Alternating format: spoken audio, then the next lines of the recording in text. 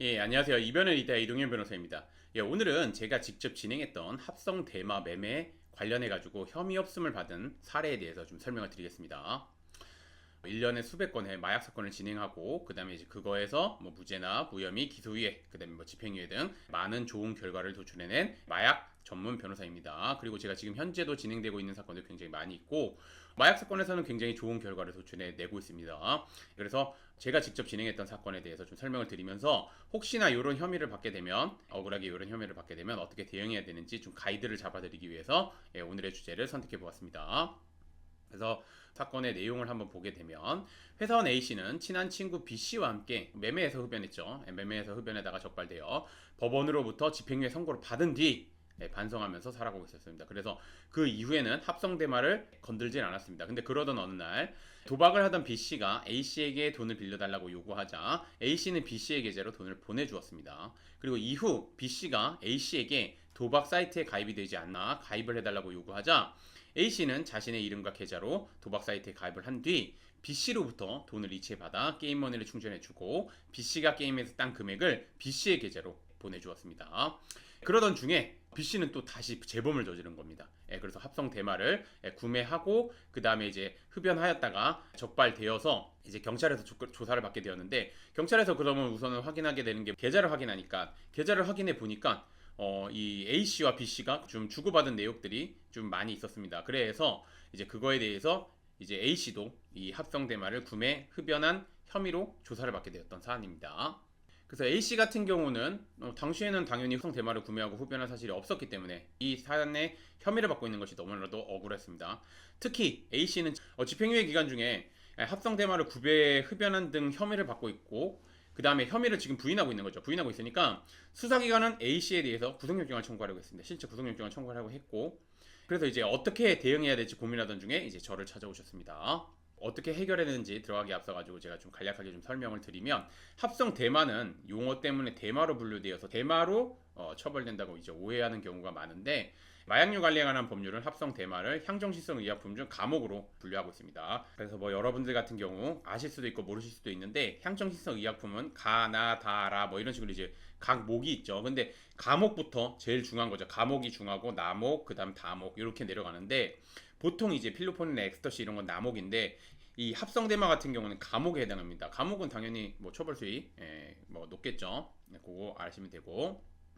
그래서 제가 이걸 어떻게 혐의 없음을 받았는지 좀 설명을 드리면 저는 우선 이 사건을 수임한 다음에 자료를 당연히 꼼꼼하게 봤죠. 꼼꼼하게 보고 A씨와 함께 경찰 조사에 참여해서 수사기관에서 왜 A씨에 대해서 혐의가 있다고 생각하는지 그거를 정확하게 파악했습니다. 그런 다음에 저는 그 A씨와 B씨가 주고받은 계좌 내역 계좌 이체 내역이죠. 이체 내역. 그다음에 A씨가 B씨가 주고받은 뭐 메시지 내용 이런 거를 이제 이런 객관적인 자료를 바탕으로 그다음에 이제 수사기관에서 그 진행했던 모발 관련해 가지고 간이시약 검사에서는 음성이 나왔고 그다음에 모발 및 소변 검사 국가수에 보낸 거 그것도 이제 음성이 나왔었습니다. 그래서 이런 자료를 바탕으로 해가지고 A씨는 B씨의 요구에 돈을 빌려주었을 뿐이라는 점 당연히 이제 이거는 메시지나 계좌 내역 주고받은 거를 제가 직접 다 입증을 했죠. 그 다음에 A씨는 소발 모발 검사에서 음성으로 나왔다는 점. 즉 아까 제가 말씀드린 것처럼 간이 모발 검사에서 음성이 나왔고 그 다음에 이제 소변 모발에서 이제 국가수에서 보낸 거에서도 음성이 나왔습니다. 그 다음에 판매책은 A씨에게 합성 대마를 판매한 사실에 대해서 기억을 전혀 못하고 있었습니다. 전혀 못하고 있었고 그 다음에 B씨가 A씨 명의 계좌 도박 사이트에 가입을 요구하자 A씨는 B씨의 요구로 응해 도박 사이트에 가입해 주었으며 B씨로부터 계좌로 받은 돈을 게임머니로 충전해주고 B씨가 게임에서 딴 돈을 B씨의 계좌로 보내주었을 뿐이라는 점. 그리고 실제 B씨도 그렇게 진술을 했고 그 다음에 이제 뭐 주변에서 B씨의 지인들도 그런 식으로 이제 진술을 했습니다. 그와 관련된 뭐 사실 확인서도 저희가 제출했고 이런 거를 좀 적극적으로 어필하면서 이 사건 당시 A씨는 합성대마를 구매한 사실이 없다는 내용의 변호인 의견서를 수사기관에 여러 차례 제출했습니다. 그래서 결국 검사는 A씨에게 혐의 없음 무혐의 처분을 내렸던 사안입니다. 그래서 이제 제가 불기소 이유서를 한번 좀 보게 되면 여기 보면은 살피건대에 나오죠. 동거래가 많았다고 하고 있고 쭉 있는 점, 그 다음에 피의자의 소변 모발 검사에서 대한 국가수의 감정 결과 음성으로 해보된 점, 그 다음에 뭐 쭉 나오면 합성 대마를 매매하였다고 단정하기 어렵고 달리 이를 인정할 증거도 없다는 점. 지금 제가 의견서에 정확하게 어필했던 내용은 그대로 적어 있는 내용입니다. 그래서 이제 그거 잘 아무튼 마무리됐고 억울하게 혐의를 받지 않았던 사건입니다. 그리고 특히나 동종으로 집행유예 기간 중, 즉 마약 사건 즉 합성 대마를 구매 흡연한 사안으로 이제 집행유예 기간 중에 이 혐의를 받게 되었었는데, 뭐 여러분들도 아실 수도 있고 모르실 수도 있겠지만 집행유예 기간 중에 마약 관련해 가지고 동종 혐의를 받게 되면, 그리고 가뜩이나 그거에 대해서 혐의를 부인하고 있으면 보통 일반적으로 수사기관에서는 구속영장을 청구하는 게 굉장히 많습니다. 그래서 이제 요 사안도 구속영장을 청구하려고 했는데, 뭐 제가 이제 합리적으로 주장을 하면서 가서 진술도 했고, 그다음에 의견서도 빠르게 좀 제출을 하고, 그래서 이제 수사기관 입장에서도 그걸 확인해 보니까 뭐 저희 주장이 타당한 거죠. 타당하니까 받아들여 가지고 결국에는 검사는 무혐의 처분을 내렸던 사안입니다. 그래서 이제 마약 사건 같은 경우는 초기 대응 매우 중요합니다. 제가 뭐 요 사안도 솔직히 말씀드리면은 이제 억울하게 처벌은 되지 않고 잘 마무리되었던 게, 이 사안이 만약에 혼자 대응했다면 제가 보면 이거 처벌됐을 것 같습니다. 기소되고 당연히 집행유예 기간 중에 발생한 범죄니까, 그리고 집행유예 기간 중에 발생한 범죄니까 당연히 엄중하게 처벌되겠죠. 그리고 이제 앞에 집행유예도 살아나고, 그다음에 지금 본 사안도 뭐 제가 보면은 뭐 징역형이 나왔을 가능성이 굉장히 높습니다. 그러면 이제 굉장히 엄중한 형을 선고받게 되겠죠. 집행유예도 살아나니까.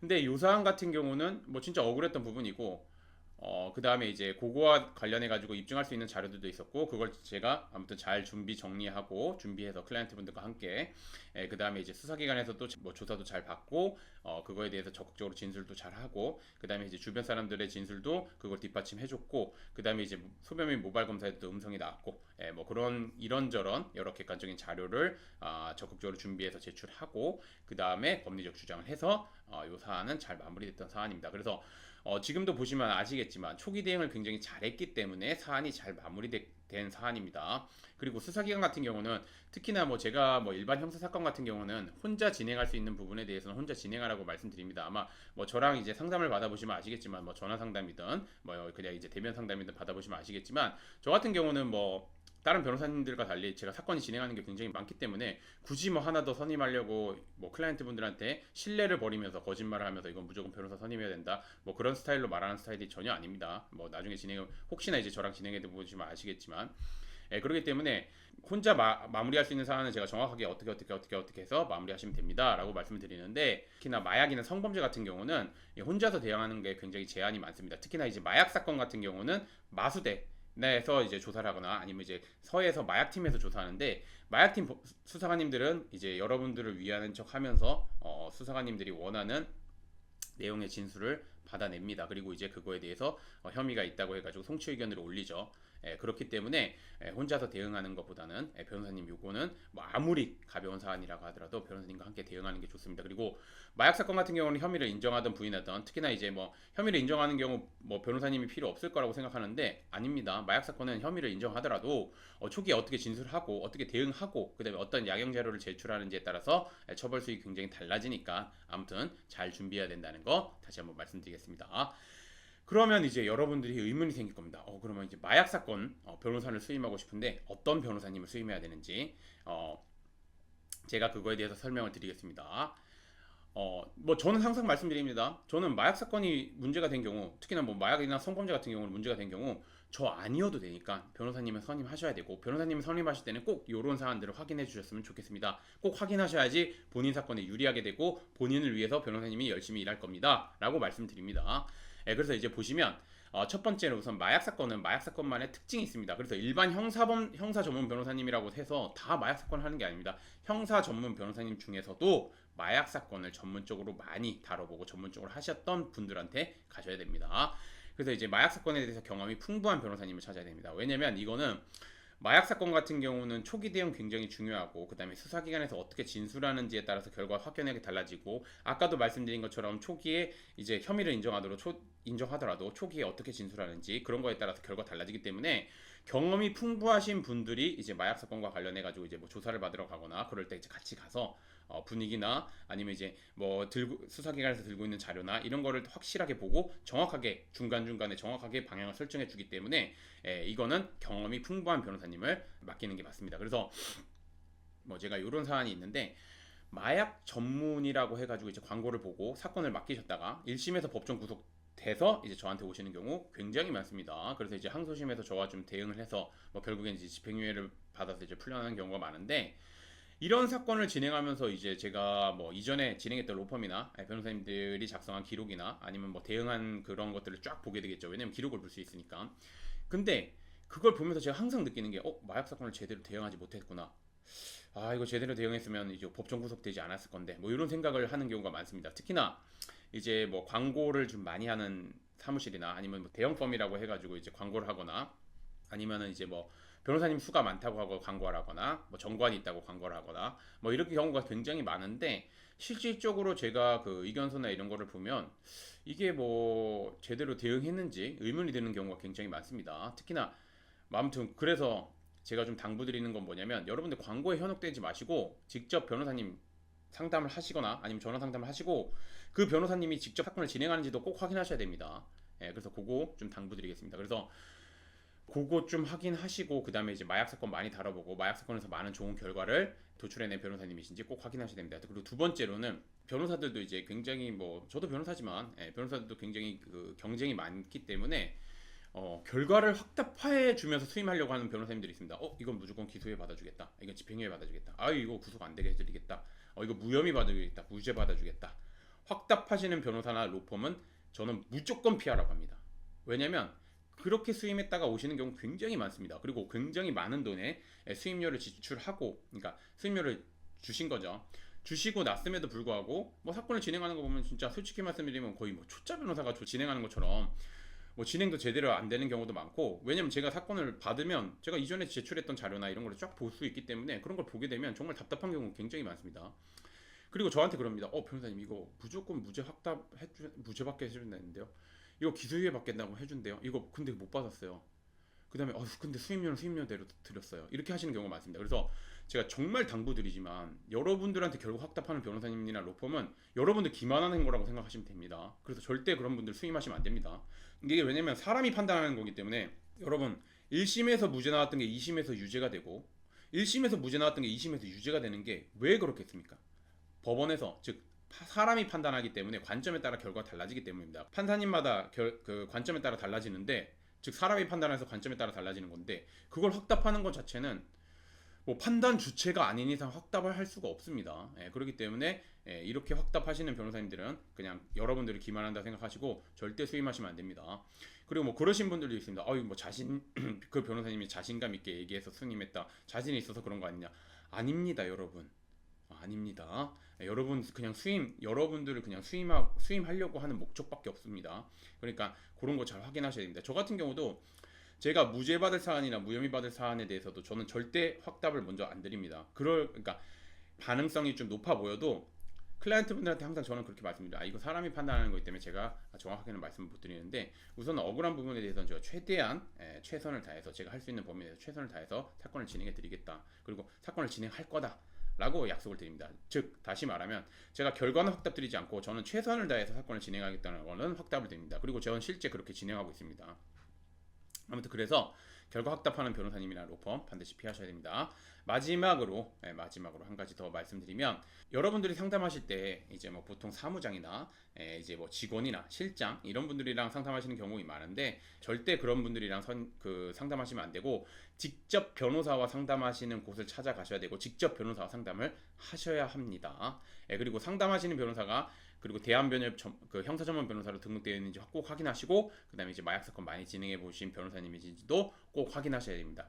그리고 한 가지 더 말씀드리면 상담하신 변호사님이 직접 사건을 진행하고 즉 직접 사건을 진행한다는 것은 뭐냐면 본인이 직접 수사기관의 조사에 참여하고 본인이 직접 재판에 참석하고 본인이 직접 의견서를 작성하고 이런 걸 말씀드리는 겁니다. 이거 왜냐하면 여러분들이 사건을 수임하면 알겠지만 이제 일반적으로 로펌이나 그런데 뭐 수임을 하시다 보면 상담한 변호사는 A 변호사인데 조사 당일날 나온 변호사는 B 변호사, 재판 당일날 나온 변호사는 C 변호사 아니면 B 변호사 이렇게 나오는 경우가 많습니다. 그리고 갑자기 수임하고 난 다음에 계약금을 다 보내고 뭐 아니면 뭐 이제 수임료를 다 이체하고 나서는 갑자기 담당 변호사라고 해가지고 전화가 오는데 그런 변호사님들 보통은 이제 일반적으로 어쏘 변호사라고 해가지고 이제 그 신입 변호사님들 그러니까 그 초임 변호사님들이죠. 그러니까 변호사 된 지 얼마 안 되신 분들, 뭐 경력이 많지 않으신 분들이 사건 진행하는 경우가 많습니다. 제가 그분들을 뭐 능력이 떨어진다 뭐 이런 게 아니라 그분들도 당연히 똑똑하고 당연히 다 할 수 있습니다. 하지만 제가 말씀드린 건 뭐냐면 마약 사건이나 이런 거 같은 경우에 경험이나 노하우가 굉장히 중요한 겁니다. 근데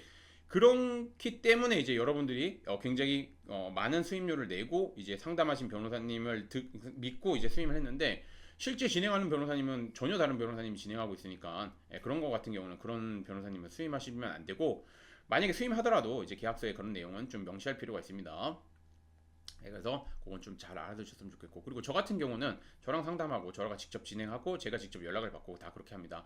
일반적으로 이제 뭐 비서분이나 이제 뭐 실장님이나 아니면 뭐 사무장님 통해서 이제 연락을 주고받는 경우가 많은데, 저 같은 경우는 제가 직접 연락을 주고받고 제가 클라이언트분들이랑 직접, 뭐 당연히 답답하겠죠. 그러니까 사건을 진행하는 변호사한테 직접 들어야지. 그걸 뭐 사무장이나 뭐 실장님이나 아니면은 뭐 직원분들한테 들으면 답답하죠. 건너 들으니까. 그래서 저 같은 경우 직접 소통하고, 그 다음에 제가 클라이언트분들한테, 근데 제가 말씀드립니다. 제가 뭐 재판 들어가거나 이럴 때는 바로바로 연락을 못 받을 수 있는데, 아무튼 제가 재판이나 이런 거 끝나고 나와서는 항상 다 연락을 드립니다. 그리고 뭐 저 같은 경우는 직접 연락을 주고 받으니까, 그것도 잘 알아두셨으면 좋겠습니다. 그래서 제가 뭐 말씀드리는 건, 직접 연락을 주고받는 변호사님과 사건을 진행해야 되고, 상담하시는 변호사님 직접 진행하는지 꼭 확인하시고, 아무튼 뭐 이런 것들 확인하셔야 됩니다. 확인할 것들이 굉장히 많죠. 근데 확인 꼭 하셔야 됩니다. 왜냐면 본인 인생에 달린 거기 때문에 이거 그냥 맡기시면 안 됩니다. 광고 이런 거 보고 맡기시면 안 되고, 여러분들 사건을 진짜 진심을 다해서 해주실 변호사님을 맡기셔야지 여러분들이 원하는 결과 얻을 수 있습니다. 그렇게 좀 당부를 드리고, 오늘의 주제를 좀 마치기 전에 제가 좀 말씀드리면, 저 같은 경우는 뭐 제가 지금 뭐 여러 가지 요건들을 설치했는데, 변호사 선생님 할 때 뭐 그 요건들 당연히 저는 충족하고 있고, 그 다음에 저는 그거보다 더 하려고 노력을 많이 하고 있는 변호사입니다. 그래서 여러분들 혹시나 이제 뭐 저의 도움을 필요하신다면, 여기로 연락을 주시면 제가 직접 연락을 받으니까 연락을 주시면 감사하겠습니다. 오늘의 주제는 여기까지 마치겠고, 저는 이변에 있다의 이동현 변호사였습니다. 감사합니다.